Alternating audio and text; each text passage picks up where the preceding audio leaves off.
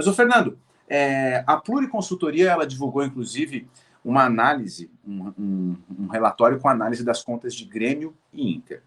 Olhando os balanços, os números de Grêmio e Inter nos últimos anos, e olhando esse cenário todo, a minha pergunta é bem objetiva. Na tua opinião, Grêmio e Inter vão virar SAF em pouco tempo? Me parece, olhando de fora, que me parece mais urgente para o Internacional, primeiro, do que o Inter, tá? Do que o Grêmio, tá? Mas me parece que os dois, num horizonte que a gente olha aí entre, eu diria, 5 anos, há 4 anos atrás, não tinha lei das SAFs, né? A lei da SAF completou agora em agosto 4 anos, né? Então, no primeiro ano, praticamente não aconteceu nada. Basicamente, Cuiabá virou SAF, né? O Botafogo já veio com quase 1 ano de SAF, ele fez a primeira operação.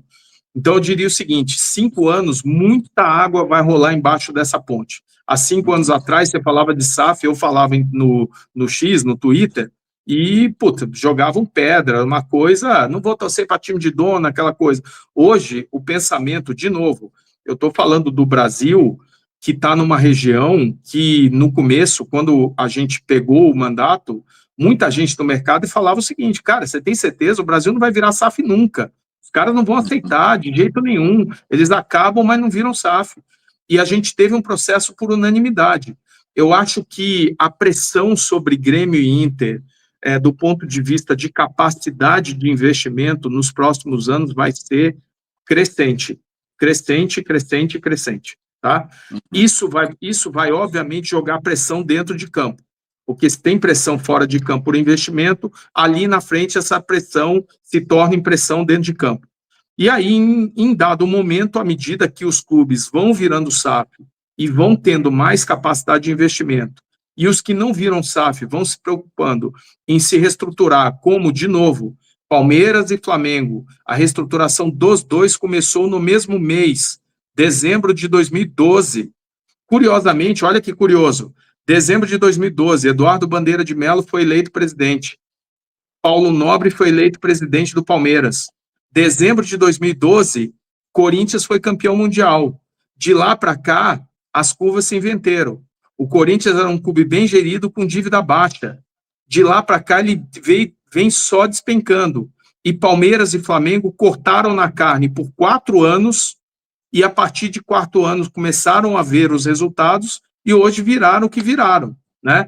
Então, eu acho que essa pressão que existe no mercado, de investidores, de gestão, de novos profissionais, de busca por novas receitas, é uma pressão que vai levar o assunto para as mesas dos clubes, e acho que os clubes são sob... Essa minha análise é uma análise, né, com base no cenário que eu vejo, mas ela, obviamente, ela ignora os aspectos da vida do clube, que são os aspectos principais, a soberania do clube para decidir o que ele quer da vida dele. Mas tem um ponto, Jeremias, eu acho o seguinte, já passou da hora de uma discussão objetiva dos clubes, estratégica, porque você bem falou, a melhor SAF, que é a do Bahia, que está mudando o clube de patamar, né? E não é da noite para o dia, apesar de ser um processo rápido, não é da noite para o dia,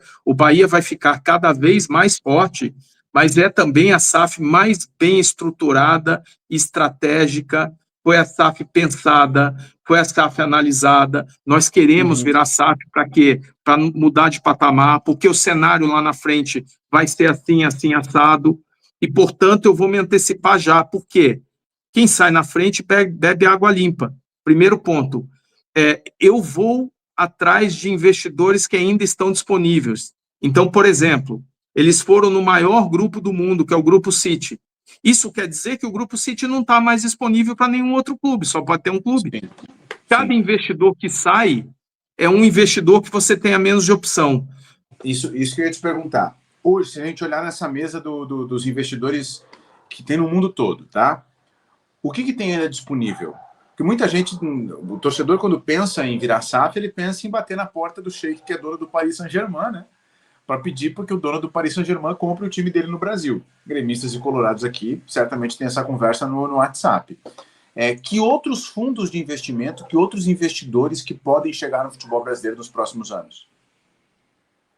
Olha, eu te diria que há 3 que estão aí, vamos dizer assim, largados no mercado, tá? Que estão observando o mercado e que estão observando e não estão sendo abordados. Não estão sendo abordados objetivamente. O que acontece? Eles são abordados por intermediários que chegam, por que você não compra? Mas não é uma abordagem do tipo, eu sou o Clube X e vim me apresentar para abrir as negociações com relação a isso. Um deles, de fato, é o QSI, é o grupo do PSG, né? Esses caras têm clube em Portugal, esses caras já manifestaram o interesse de estar no Brasil, mas ninguém para sentar com os caras objetivamente, tá? Veja, o próprio grupo do Marinakis, dono do Nottingham Forest, né, está aqui no Brasil. Eles estão no Brasil tentando comprar um clube de futebol. Entendeu? E é o seguinte, bateram no Vasco, não foram para frente porque o Vasco tem a disputa judicial com a 777. O São Paulo procurou ele, mas tentou vender a categoria de base para os caras e, obviamente, não foi para frente, fazer um acordo. O Botafogo, o Textor tentou trazer ele como investidor, mas ele quer ser um dono, né? Mas é um investidor que está qualificado, grande, com experiência, com clubes, o cara tem 3 clubes, já tem tempo no negócio, tem dinheiro pra caramba, e tá aqui no mercado interessado.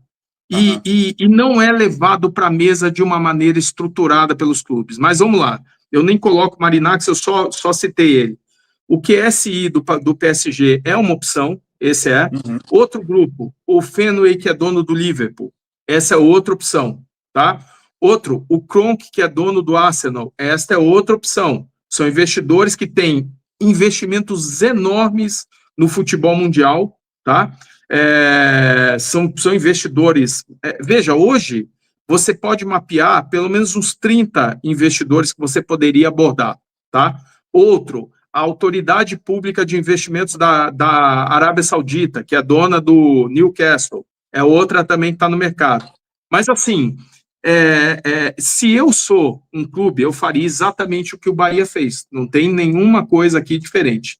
Eu primeiro... Não espera, age antes. Sim, eu discuto internamente o que nós queremos, o que nós estamos desejando, e eu vou no mercado buscar aquele investidor que eu gostaria que fosse meu sócio, ou o dono da minha SAF. Gente que abre conversa, chega e senta com os caras, e olha, vou te falar aqui, ó, o caso do Bahia, ele copiou um caso de um cidadão pertinho de vocês ali no Uruguai, que é o Luiz Bruno, que é um amigo meu, que tinha um clube pequeno chamado El Torque. Era um clube pequeno de Montevidéu, que ele mesmo criou. E aí, um belo dia, esse cara pegou a malinha de um clube dele, que não valia nada, e ele só tinha um argumento: eu estou no país que mais produz jogador por 100 mil habitantes no mundo. Você tem um monte de clube no mundo, se você quer matéria-prima para os seus clubes, você tem que ter um clube aqui. Assim ele convenceu. E hoje é o Montevidéu City. Assim ele convenceu os caras a comprarem o clube dele, que não tinha nada para oferecer lá atrás. O que o Bahia fez? O Bahia, sabendo dessa história, bateu na porta dos caras e fechou o negócio. Então, o que eu queria dizer é o seguinte, o clube brasileiro que tiver interesse nisso, se sou o clube, eu pensaria o seguinte: qual é a decisão mais estratégica que você pode tomar pensando no futuro do seu clube, no futuro e na sustentabilidade do clube no longuíssimo prazo? Tá? Eu faria o seguinte: em primeiro lugar, eu debato a questão de SAF. Chegamos à conclusão que SAF não é para o nosso time, está tudo certo, né? Desde que, obviamente, se tenha a solução para a necessidade de ter investimento, tá? Mas a decisão foi soberana, está tudo certo. Não, nós vamos realmente buscar investidor. Então, meu amigo, não fica parado, sentadinho no teu lugar, esperando o telefone tocar, tá? Pega, vai no sigilo, no silêncio, faz um roadshow, como qualquer empresa, conversa com os investidores, mostra o teu clube, qualifica a tua apresentação E aí, meu amigo, deixa as coisas acontecerem. Você vai ter clubes gigantes brasileiros, são ativos valiosíssimos. Qualquer grupo dos maiores do mundo, que sejam esses MCOs, esse Multi-Clubs Ownerships, qualquer grupo sério, qualificado, com recursos, vai querer conversar com clubes de futebol de primeira linha no Brasil. Boa. Bom, vamos acompanhar, especialmente o caso de Grêmio e Inter aqui, né? No caso do Inter, tem uma dívida crescente, hoje em 850 milhões de reais. Existe uma projeção extraoficial de que essa dívida vai bater em 1 bilhão, né? Se não na virada da temporada 25-26, no máximo na temporada 26-27, né? Por conta dos empréstimos bancários, né? Que o Inter não consegue atacar o valor que ele pegou emprestado dos bancos. Então tem essa situação. Jeremias, só um parênteses, uma dívida dessa, ela corre a 12 milhões ao mês, tá? Exatamente. A estimativa do Inter é de 10 mês. a 14 milhões por mês em juros de banco, né? E então é uma situação bastante delicada do Inter, né? Também porque as categorias de base do Inter não estão dando resultado, né? O que é resultado de categoria de base? É promover garoto para o time principal ou conseguir título para ter valor agregado, né? E o Inter, no desempenho, está bem mal nas categorias de base, foi rebaixado, inclusive, no brasileiro da categoria. E não está conseguindo lançar muitos jovens. E no Grêmio, a gente tem um balanço um pouco melhor, né? Uma dívida menor, né? Uma dívida aí de 500, 600 milhões, mas sem o poder de investimento no futebol, né? Então é uma situação que vamos ficar atento.